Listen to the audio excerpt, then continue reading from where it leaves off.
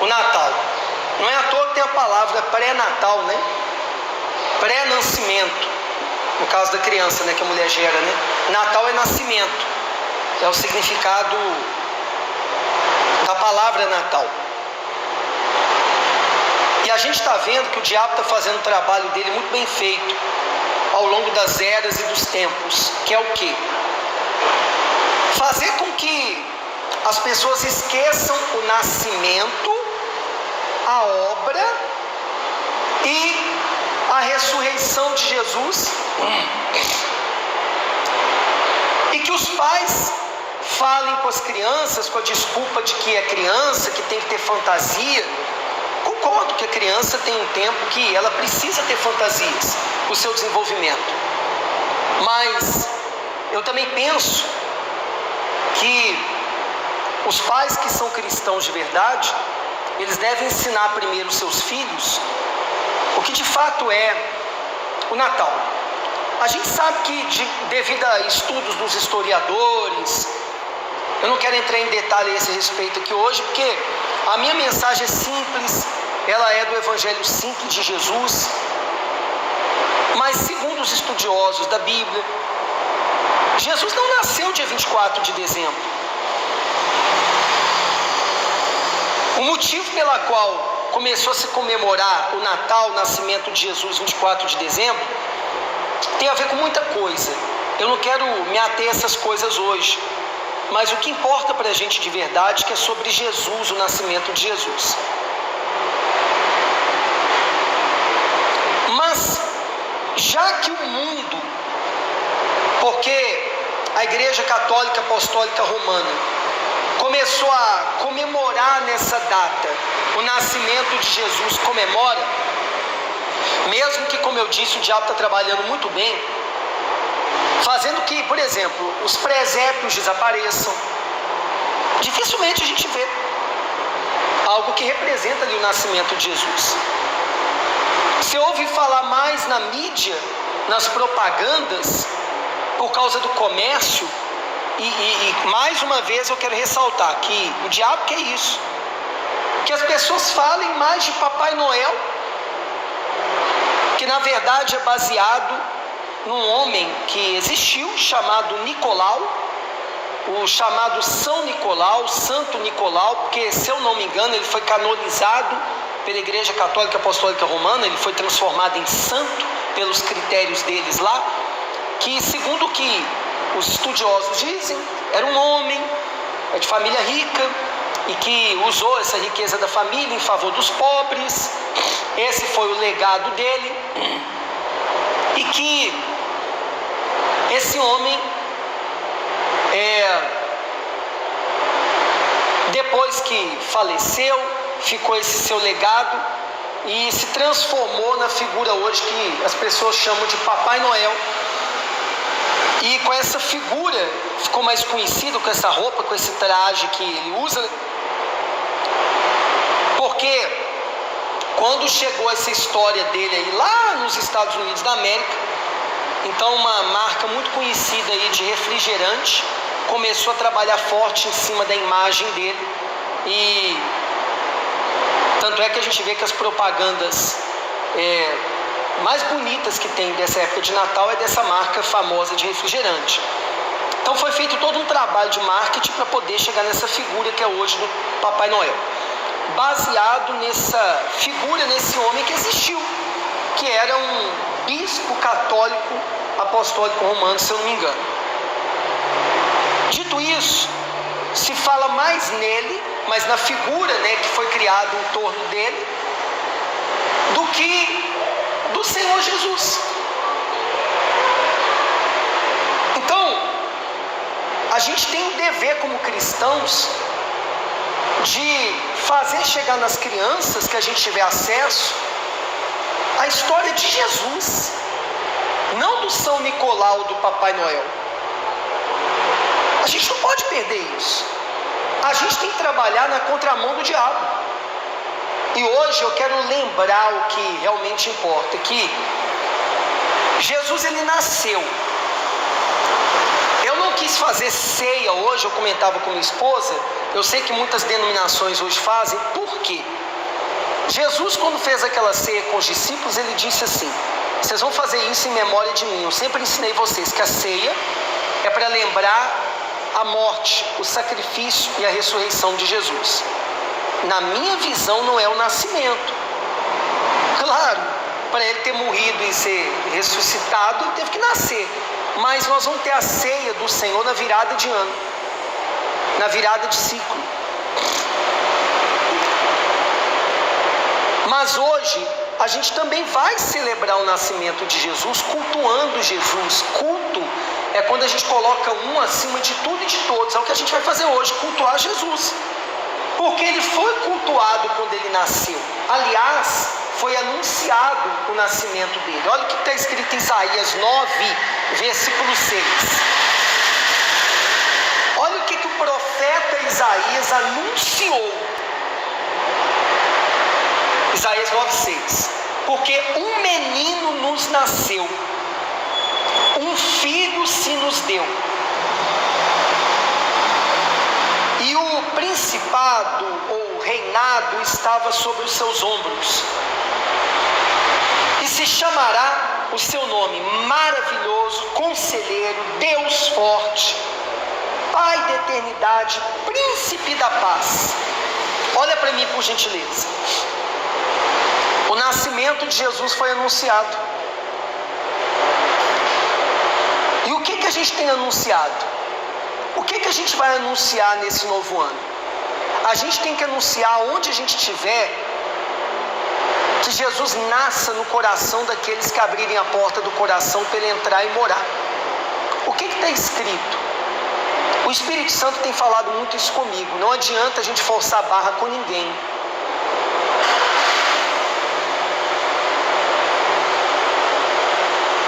Jesus falou assim: eu bato a porta, aquele que abrir a porta do coração, eu entrarei e cearei com ele. Se Jesus é educado e bate na porta do coração da pessoa, nós vamos querer arrombar a porta do coração da pessoa? Nosso dever como cristãos, pequenos cristos, é só anunciar que Jesus nasça no coração de cada pessoa que quiser que ele nasça no coração dessas pessoas. O resto é obra do Espírito Santo. A gente foi chamado para evangelizar, está escrito. Jesus disse para que a gente fosse em todo mundo, pregar para toda criatura. Quem crê e se batizar será salvo. Quem não crê já está condenado. Não é problema nosso, é problema da pessoa. A nossa missão é anunciar, como Isaías anunciou. Amém? Vai agora, por gentileza, em Lucas 2. Agora a gente vai falar do nascimento propriamente dito. Lucas 2, versículo 10 e 11 diz assim. Lucas 2, 10 e 11.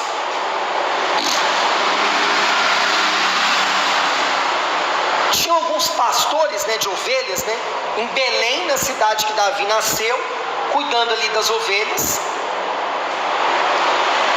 Aí aconteceu isso aqui. Lucas 2, 10. E o anjo lhes disse, apareceu um anjo para eles: não temais, porque eis que vos trago novas de grande alegria, boas novas, que será para todo o povo. 11. Pois na cidade de Davi vos nasceu hoje o Salvador, que é Cristo o Senhor. Aleluia. Aqui se cumpriu o que Isaías anunciou. Versículo 13 e 14. E no mesmo instante apareceu com o anjo uma multidão dos exércitos celestiais, louvando a Deus e dizendo: glória a Deus nas alturas, paz na terra, boa vontade para com os homens. Olha para mim, por gentileza. Lá em Isaías 9,6 a gente viu que um dos nomes de Jesus é Príncipe da Paz. Agora, eu quero voltar lá para esclarecer uma coisa para vocês, que as pessoas confundem. Não precisa voltar lá não. O nome de Jesus, entenda, pessoal, é a forma grega. Olha para mim, por favor. Jesus é a forma grega do nome hebraico, que é Yeshua. E esse nome, embora tem a ver com o príncipe da paz, a gente precisa entender que para ter paz tem que ter guerra. Vou explicar. Vocês lembram que certa vez Jesus, que é chamado de príncipe da paz, ele disse uma coisa? Que ele não veio trazer paz à terra. Ele veio trazer o quê? Espada. Mas por que um dos nomes de Jesus, um dos significados é príncipe da paz, como Isaías anunciou? Por quê? A gente sabe que para ter paz muitas vezes tem que ter guerra contra aquilo, contra o inimigo que está tirando a paz. Quantas pessoas que Jesus libertou de demônios quando ele passou na terra? Aquilo foi um confronto, foi uma batalha espiritual. E depois aquelas pessoas viveram em paz. Lembra do Gadareno?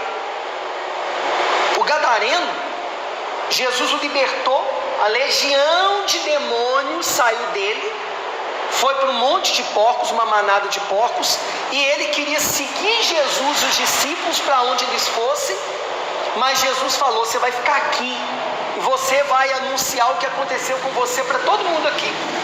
Ele se tornou um discípulo de Jesus ali, porque ele passou a ter paz, porque a vida dele era um inferno.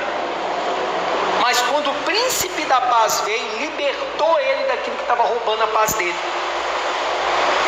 E nós temos que ser pequenos cristos e libertar as pessoas do que está roubando a paz delas, para que o príncipe da paz habite no coração delas. Amém? Aí, em João capítulo 8, João 8, versículo 12 diz assim,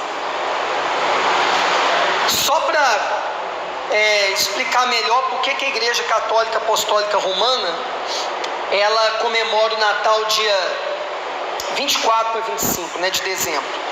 Tudo tem a ver com o Deus Sol. Porque eu não vou entrar em detalhes aqui, procura saber no Google, no YouTube, a pessoa consegue descobrir melhor sobre isso. Tudo começou com um homem chamado Nimrod. Esse homem, a Bíblia fala sobre ele, foi quem quis construir aquela torre de Babel, porque ele queria se rebelar contra Deus, porque Deus tinha destruído a terra com o dilúvio para recomeçar, para resetar o mundo, para zerar tudo, para começar tudo de novo, porque o pecado estava grande demais. Você sabe da história de Noé, da arca de Noé. E esse Nimrod falou: nós vamos construir uma torre tão alta que até se Deus quiser destruir tudo de novo com água, essa água não vai alcançar. Ele quis unir todo mundo num projeto que não agradou o Criador. Esse homem morreu, esse homem depois foi criada toda uma história, sabe? Que quando aparecesse o sol, era ele que estava aparecendo, e começou a se trocar presentes, inclusive, numa data que eles instituíram naquela época, para poder comemorar o renascimento dele, o ressurgimento dele. Toda vez que o sol aparecia, eles falavam que era ele, o Nimrod.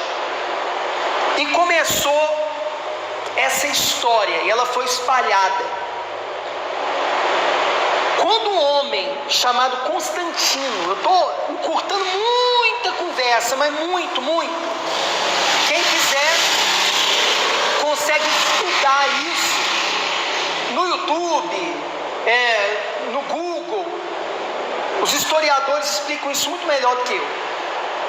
E tinha um homem chamado Constantino, que era um imperador romano. Ele viu que cada vez que perseguia mais os cristãos, mais eles aumentavam.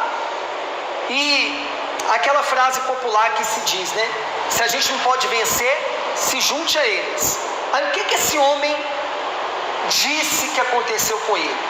Teve uma batalha, e nessa batalha que ele venceu, ele disse que teve uma visão de uma cruz. Ninguém pode provar se isso aconteceu de verdade ou foi mentira dele, mas fato é que ele diz que se converteu ao cristianismo. Só que aí ele misturou a igreja, que era a igreja primitiva dos apóstolos, que tinha começado do jeito certo, com Roma. Por isso existe a igreja católica. A palavra católico significa mundial. Apostólica, que vem dos apóstolos, mas como é que termina esse nome? Romana. Ele misturou a igreja com o Estado, com o governo. Por isso a sede dessa igreja é onde? Roma. E aí ele misturou a fé cristã que veio dos discípulos com algumas coisas como esse culto ao Deus Sol. Se muitos existe um símbolo que a Igreja Católica Apostólica Romana usa, que é um sol. Vocês podem buscar isso que vocês vão ver, porque simboliza esse Deus Sol que veio lá desse Nimrod, que quis fazer essa torre de Babel, que chegou a fazer, mas foi destruída. Vocês sabem da história bíblica, porque desagradou a Deus. E essa data de 25 de dezembro, ela foi instituída pela Igreja Católica Apostólica Romana, porque se misturou o nascimento que eles comemoravam, o renascimento do Deus Sol, que era, na verdade, Nimrod, com o nascimento de Jesus. Estão entendendo o que eles fizeram? Então eles corromperam a história do nascimento de Jesus, misturando com essa história que criaram aí sobre o Deus Sol. Por que eu toquei nesse assunto de novo? Porque o diabo é imitador. Você vê, Deus é Pai, Filho e Espírito Santo. No fim dos tempos, em Apocalipse fala que vai ter a trindade do diabo: o anticristo, o falso profeta e o que? A besta. A Bíblia diz, o próprio Jesus disse que o diabo é como se fosse um leão que fica ao nosso quê? Derredor, querendo nos o quê? Devorar. Mas o próprio Jesus é chamado de quê? Leão da tribo de Judá. O diabo sempre quer imitar. Por que nas religiões que vieram da África, as religiões que invocam as entidades, que a gente sabe que no fundo são demônios, eles fazem oferendas de animais, até nos dias de hoje? Porque no Antigo Testamento, as oferendas, as ofertas para o Deus vivo, para o Deus verdadeiro, eram apresentadas em forma de quê? De animais. Então a gente vê o quê? Que o diabo sempre está tentando imitar. E nessa história do nascimento de Jesus não é diferente, porque ele queria mais uma vez imitar a luz do mundo, que é Jesus, com esse Deus Sol, que é um Deus falso. Estão entendendo? Aí aqui em João 8,12 fala o quê? Eu sou a luz do mundo. Quem me segue não andará em trevas, mas terá a luz da vida. Jesus é a verdadeira luz do mundo, não é o Deus Sol. Amém?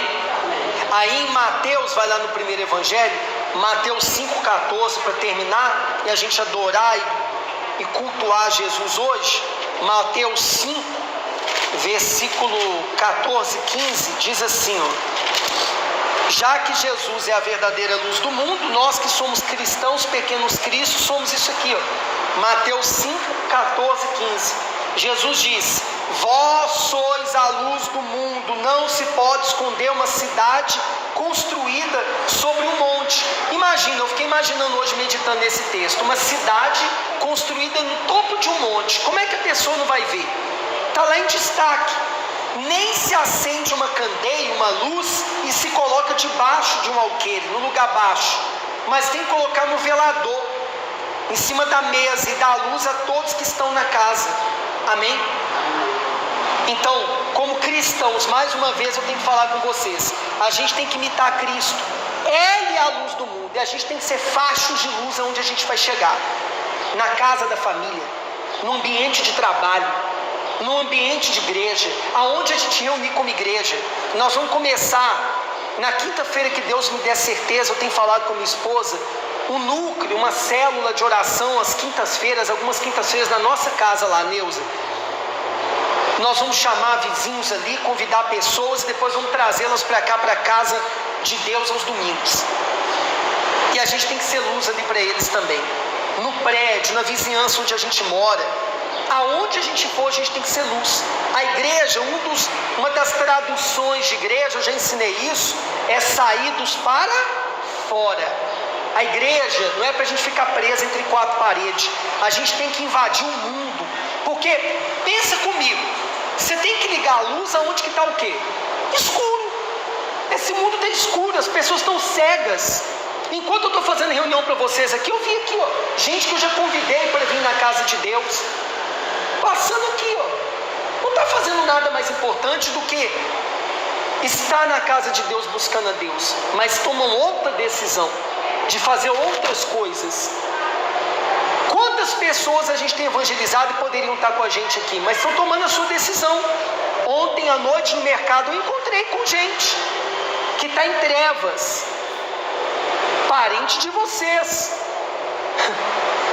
mas só que a pessoa é livre para tomar as decisões dela, e a gente não pode fazer nada, mas a gente tem que iluminar as trevas que estão aí fora. A gente foi chamado para isso, para fora, amém? Então nós vamos cultuar aquele que é digno de toda honra e toda glória hoje, que é o Senhor Jesus, porque Ele nasceu, nós vamos celebrar o nascimento dele, mas Ele morreu e ressuscitou. Se Jesus não ressuscitou, então nossa fé é vã. É claro que Ele teve que nascer para morrer e ressuscitar, e nós vamos comemorar, nós vamos louvar e adorar o Jesus vivo, que Ele nasceu, mas morreu e ressuscitou, amém?